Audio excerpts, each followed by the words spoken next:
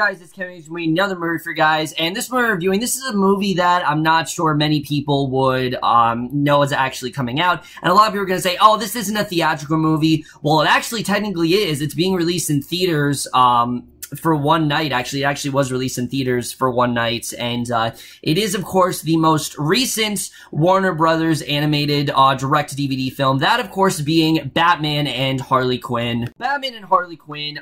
Basically, this movie is about Batman and Nightwing. They basically are kind of outnumbered. They're dealing with Poison Ivy, and they realize that they just can't stop her alone. They need someone else to help them, so they basically try to team up with Harley Quinn, and they together try to stop Poison Ivy and Floronic Man, and basically that's the basic plot. There's really not much else to it except for that. Batman and Harley Quinn, like I said, I did not know anything about this movie, really, honestly. I knew absolutely jack shit going into it, and that's mainly because of the fact that I, you know, haven't really watched a lot of these direct-to-DVD DC Universe animated movies, but I figured since I reviewed The Killing Joke last year, it would only make sense for me to review this one to you guys, and, unfortunately, you know, I was really hoping that, you know, The Killing Joke I didn't think was a bad movie necessarily. I just thought it was a really missed opportunity, and it had a really unnecessary prologue.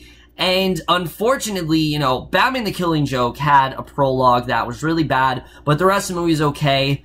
Batman and Harley Quinn is like that, but if the entire movie was like The Killing Joke prologue, Batman and Harley Quinn is really not a good movie at all. I was not at all a fan of how this movie really turned out. It's really, really messy. It's one of the probably more disappointing Batman films I've seen in a very long time, and especially in a year that has such great superhero films, this is just really disappointing to see. But let's just get into starting off with the cast. Honestly, there really isn't a ton to say about these actors. I mean, they all really do a great job. Kevin Conroy as Batman. This is an extremely iconic portrayal at this point. I mean, every scene that he's in, he is great. He really does do a great job. He's got some really good dark humor in this movie. He's a lot of fun to watch, and it's always great to see Batman kicking ass. He just does a really great job with it, and there's a reason why Kevin Conroy has played this character since, like, the 90s. He's just, it's such a standout as this character, you know? Christian Bale might be the ideal portrayal for the live-action films, but I think Kevin Conroy, honestly, is the ideal portrayal for the animated films. He is fantastic here.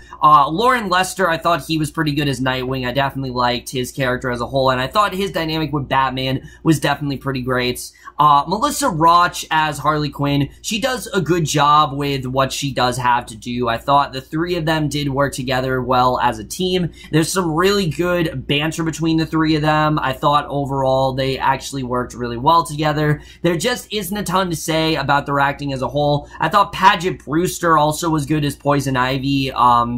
You know, Kevin Michael Richardson also as, you know, Floronic Man was good in general, but I don't really have a ton to say about the acting. I really want to get more into the things that really did bother me with this movie.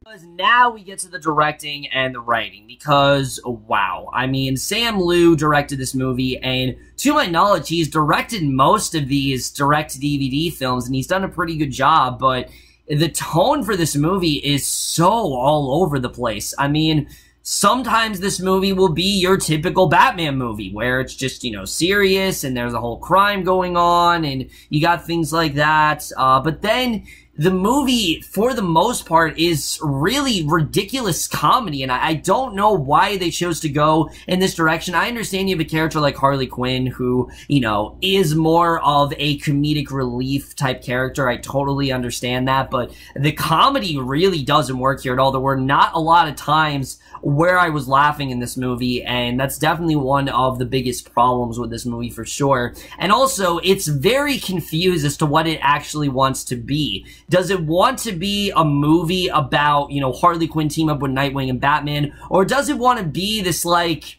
weird, twisted sort of love story between Harley Quinn and Dick Grayson? It doesn't really know what it actually wants to be, and that really is due in part to the writing by Bruce Timm, who I don't really know what's going on here. I mean, 2 Batman movies in a row, and we got some really awkward, weird sex scenes going on. I mean, we got, if you guys thought the Barbara Gordon Batman thing was weird in Batman the Killing Joke, this one's even worse, because yes, it was explicit in that one, but this one, there are a lot of sexual references, and they honestly feel really out of place. They really do. I don't really know why they're in this movie. There's a scene where they go to like a strip club, and I get it that Harley Quinn's working there as like this exotic dancer. It makes sense, but what follows between her and Nightwing might be one of the dumbest scenes I have seen all year, honestly. I just thought it was so dumb. It was honestly really hard to watch, and the dialogue was pretty bad, honestly. I really thought the dialogue was really choppy at points.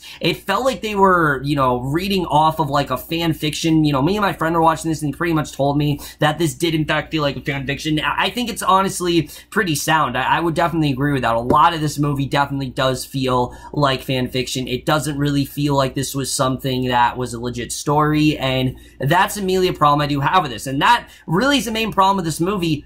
It doesn't focus enough on the story. It really doesn't. Harley Quinn, not Harley Quinn, Poison Ivy and Floronic Man don't really have a ton to do till like the third act of the movie. And in that point, you just don't care about them. You really don't. I mean, once we got to their actual story, sure, it was cool, but I just didn't really care. I'm kind of like, oh, yeah, this is Poison Ivy and Floronic Man. I didn't really care about their characters as a whole. The movie doesn't really do much to intrigue you with their characters, and for me, it just felt very underwritten in that way. It really did not work. The banter between Batman, Harley Quinn, and Nightwing sometimes works, and sometimes it really doesn't at all. It really doesn't. I mean, there's literally a fart joke in this movie. I'm not joking. There's a scene where they're in the car, and Harley Quinn says, I'm not gonna say what it is, but it involves Chinese food and a fart joke, and I don't know. I honestly don't know how that scene made it in here. It's so out of place. It has no idea what it wants, you know. I don't know what it's doing in this movie, and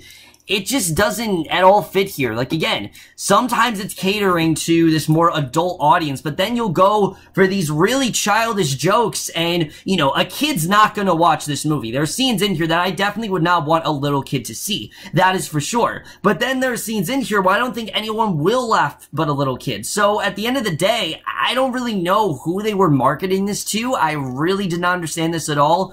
Also, for a movie called Batman and Harley Quinn, Batman surprisingly has almost nothing to do in this movie. Like I said, it's cool to see Kevin Conroy kick some ass, but Batman is really, really, out of this movie for most of it. I mean, most of the time Harley Quinn is doing most of the action, and Batman's either like chasing her, or he's tied up or something, or he just can't really handle the situation. And Batman and Nightwing do have some fun, sardonic lines that, you know, when they say things to Harley Quinn, which I thought was fun to see, but Harley Quinn really is the center of this movie, and it's unfortunate because I really do like Harley Quinn as a character, but holy shit was she unbearable here. I mean, I don't know what they did to this character, but she was so annoying. There's so many scenes with her that she just goes on and on and on. It's like, enough already. I get your plan. I get what you're trying to say here. It just seemed like they were trying to take this character and really dumb her down and make her this, like, cartoonish version of herself that she's really not. And Harley Quinn already is kind of a cartoonish character as it is, so they made her even more two-dimensional, and she just felt really, one note. Honestly, all the characters really did. None of these characters felt really multi-layered or anything. They just felt really like stock characters, and it didn't really work for me at all, honestly. I really did not understand it, and sometimes the movie, again, it doesn't know what it wants to be. There's literally a scene where they try to make it like the Batman 1960 show, and it really didn't work at all. I don't really know what they were trying to do here. The animation also, surprisingly, isn't really all that great. It seems like this was like really rushed, and they really did not take the time to animate this. And I mean, sometimes, yes, it does look good, but there are some scenes where it's very evident that they really did rush this out, particularly a nightclub scene, not really well animated at all. I was really surprised in how badly animated this really was, but It really does not look that great, honestly, guys. There's some good action scenes in there. I definitely would say that. I thought there's a really good action scene where, you know, once they meet up with Poison Ivy and break into her and Floronic Man's facility, there's some good stuff there. I will admit, there's a really nice action scene there, but it's cut short by all of these ridiculous scenes with Harley Quinn that I just didn't really care about. I did not care about Harley Quinn's antics in this movie, and I certainly not care about her relationship with Nightwing, which is dropped pretty quickly. I mean, they hook up and then it kind of just ends. And they could have done more stuff there, but they just kind of drop it, and I did not really understand why they decided to go in that direction. The score here also is really out of place. It sounds like something in like Teen Titans or Fairly Odd Parents. Like it was a cross between those two things, and it was just really weird. It did not feel like a Batman movie to me at all in any way, shape, or form. And then the editing. I get it that they like to keep these movies relatively short, but this was really badly paced. I mean, this movie is extremely fast-paced. Anything that you're supposed to really get something of, it's brushed aside pretty quickly, and you really don't feel like there's much of a story here, honestly. I really didn't feel like there was much of a story going on. I honestly was not really all that into the story, and scenes of Poison Ivy and Floronic Man are just really boring. There's really not much to them. They're very one-note villains, and they try to add this layer to Harley Quinn and Poison Ivy, and it really doesn't work at all. Oh, and I also should mention the ending.